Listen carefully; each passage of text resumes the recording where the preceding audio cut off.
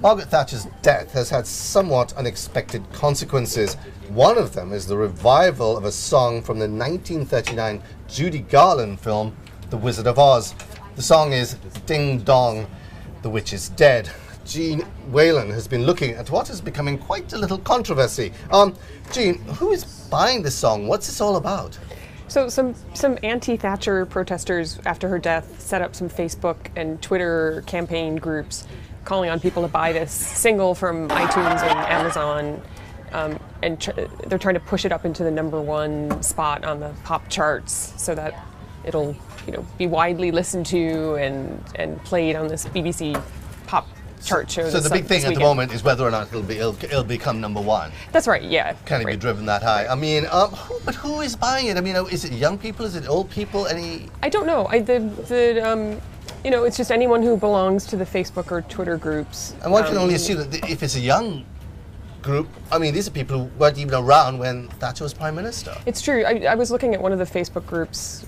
The group is called The Witch is Dead, and a lot of the people who've joined the group look to be pretty young. So, maybe college students or high school students who, probably don't have a huge experience of Thatcher, but are definitely anti-Thatcher. The BBC certainly seems to be caught up a little bit here in the controversy, because it doesn't know whether or not it should actually play the song if it does get to #1. Right. They've so far said they'll decide on Sunday when the final pop charts are tallied which songs to play on the weekly show. They don't always play every single song in the charts. They can play some and not others.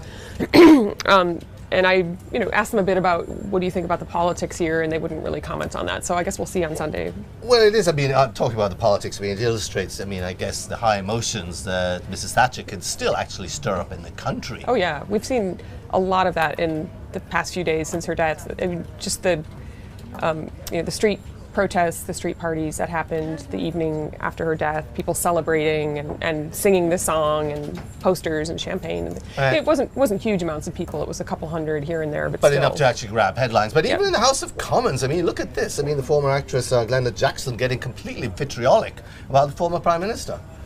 Under Thatcherism was in fact a virtue. Greed, selfishness, no care for the weaker, sharp elbows, sharp knees. They were the way forward. We heard much over and will continue to hear over the next week of the barriers that were broken down by Thatcherism, the establishment that was destroyed. We can't take it. So obviously, Jean, with the Thatcher is going to. There's going to be this enormous funeral, ceremonial funeral on next Wednesday. What does this mean for security?